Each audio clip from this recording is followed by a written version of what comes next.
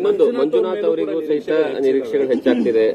ಅದು ಅಲ್ಲಿ ಬಿಜೆಪಿ ಪಕ್ಷದಲ್ಲಿ ಅವರ ಪಕ್ಷದಲ್ಲಿ ಯಾರಿಗೆ ಸ್ಥಾನಮಾನ ಕಲ್ಪಿಸಬೇಕು ಅನ್ನೋದು ಅಲ್ಲಿ ತೀರ್ಮಾನ ಆಗುತ್ತೆ. ಅಲ್ಲ, ನಿಮ್ಮ ಈ ಜೆಡಿಎಸ್ ಇಂದಲೂ ಕೂಡ ಆಗ್ರಹ ಇರುವಂತದ್ದು ಇಲ್ಲ, ನಾನು ಆಗ್ರಹ ಪಡಿಸ್ತಾ ಇಲ್ಲ. ತೀರ್ಮಾನ ಅವ್ರದ್ದು. ನಾನೇ ಸಹ ನನಗೆ ಮಂತ್ರಿಗಿರಿ ಕೊಡಬೇಕು ಅಂತ ಹೇಳಿ ಒತ್ತಾಯ ಆಗ್ತಕ್ಕಂಥ ಪ್ರಶ್ನೆ ಇಲ್ಲ.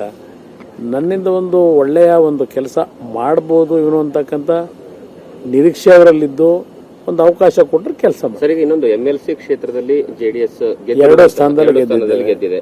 ನಿಂತಂತ 2 ಸ್ಥಾನದಲ್ಲಿ ಗೆದ್ದಿದ್ದೇವೆ. ಹಿಂದೆ ಈಗಾಗಲೇ ಭೋಜೇಗೌಡರು ನೈಋತ್ಯ ಪದವೀಧರ ಶಿಕ್ಷಕರ ಕ್ಷೇತ್ರದಲ್ಲಿ ಒಂದು ಬಾರಿ ಆಯ್ಕೆ ಆಗಿದ್ರು. ಉತ್ತಮವಂತ ಕೆಲಸ ಏನು ಮಾಡಿದ್ರು. ಆ ಭಾಗದ ಶಿಕ್ಷಕರು ಮತ್ತೊಮ್ಮೆ ದಾಖಲೆಯ ಒಂದು ಜಯವನ್ನು ತಂದುಕೊಟ್ಟಿದ್ದಾರೆ. ಮೊದಲ ವಿಕೆಟ್ ಕೊಡ್ಲೇಬೇಕಾಗಿತ್ತು, ಬಹಳ ದಿವಸದಿಂದನೇ ಆಗಬೇಕಾಗಿತ್ತು.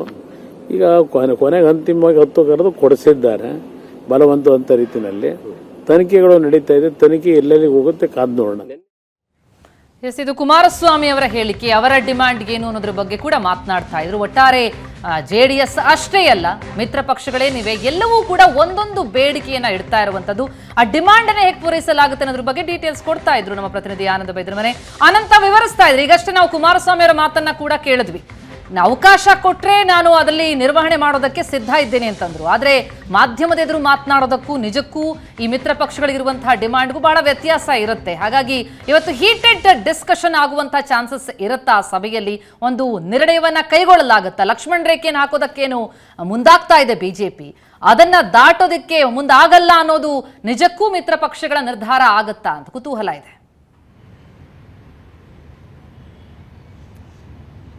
ಪ್ರತಿಮಾ, NDA ಮಿತ್ರ ಪಕ್ಷಗಳ ಬೇಡಿಕೆಗಳನ್ನು ಪೂರೈಸಲು ಸಂಬಂಧಪಟ್ಟ ಹಾಗೆ ಬಿಜೆಪಿ ನಾಯಕರು ಒಂದು ಸ್ಪಷ್ಟವಾದ ನಿರ್ಧಾರವನ್ನು ತೆಗೆದುಕೊಳ್ಬೇಕಾಗತ್ತೆ.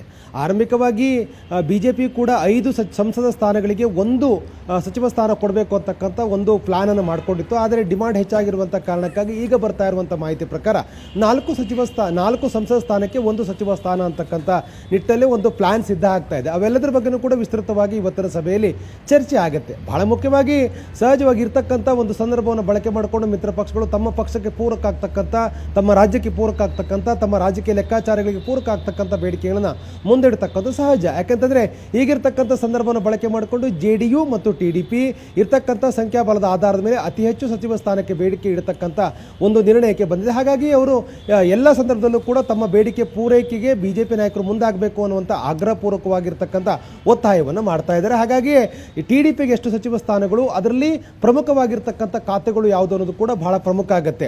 ಎಲ್ಲವೂ ಕೂಡ ಅಂದುಕೊಂಡಂತೆ ಆದರೆ ಬಿಜೆಪಿಯ ಹಿರಿಯ ನಾಯಕರುಗಳು ಪ್ರಮುಖವಾಗಿರ್ತಕ್ಕಂಥ ಖಾತೆಯಲ್ಲಿ ಅವರು ಖಾತೆ ನಿರ್ವಹಣೆ ಮಾಡಲಿಕ್ಕೆ ಅವಕಾಶಗಳು ಲಭ್ಯ ಆಗ್ತಾ ಇತ್ತು. ಆದರೆ ಈಗಿರ್ತಕ್ಕಂಥ ಸನ್ನಿವೇಶದಲ್ಲಿ ಯಾವುದೇ ಕಾರಣಕ್ಕೂ ಬಿಜೆಪಿ ಹಿರಿಯ ನಾಯಕರಿಗೂ ಕೂಡ ಅವಕಾಶ ಸಿಗುತ್ತೋ ಇಲ್ಲವೋ ಅಂತಕ್ಕಂಥ ಒಂದು ಟೆನ್ಷನ್ ಕೂಡ ಶುರುವಾಗಿದೆ. ಯಾಕೆಂತಂದರೆ ಪ್ರಮುಖವಾಗಿರ್ತಕ್ಕಂಥ 80 ಸಚಿವ ಸ್ಥಾನಗಳ ಪೈಕಿ 30 MOS ಅಂದರೆ ರಾಜ್ಯ ಖಾತೆಗಳು ಮತ್ತು 50 ಕ್ಯಾಬಿನೆಟ್ ಆಗಿರುವಂಥ ಕಾರಣಕ್ಕಾಗಿ ಸಹಜವಾಗಿ 50ರಲ್ಲಿ ಮಿತ್ರ ಪಕ್ಷಗಳು ಸಹಜವಾಗಿ ಕ್ಯಾಬಿನೆಟ್ ದರ್ಜೆಯ ಸ್ಥಾನಮಾನ ಕೇಳ್ತಾ ಇರುವಂಥ ಕಾರಣಕ್ಕಾಗಿ 15 ಪಕ್ಷಗಳಿಗೆ ಅವಕಾಶ ಕೊಡಬೇಕಾಗಿರುವಂಥ ಹಿನ್ನೆಲೆಯಲ್ಲಿ ಬಿಜೆಪಿ ಯಾವ ನಿರ್ಧಾರ ತೆಗೆದುಕೊಳ್ಳುತ್ತೆ ಅನ್ನೋದು ಕೂಡ ಬಹಳ ಪ್ರಮುಖ ಆಗುತ್ತೆ.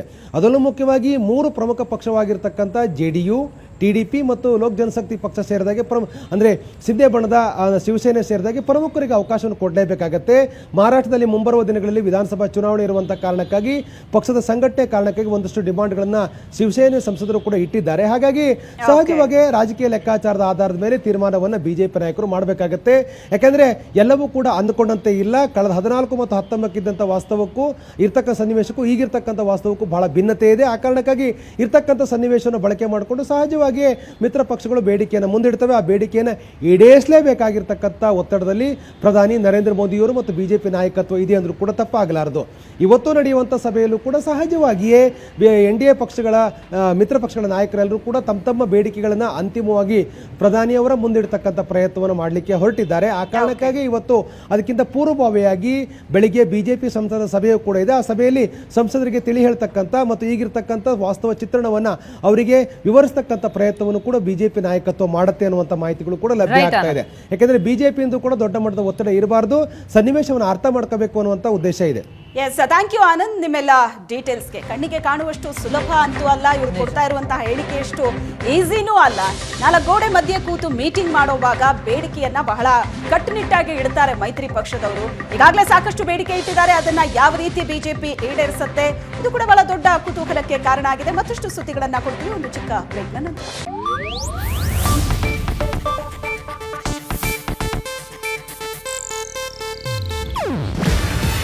ಇದು ಏಷ್ಯಾನೆಟ್ ನ್ಯೂಸ್ ನೆಟ್ವರ್ಕ್ ಪ್ರಸ್ತುತಿ.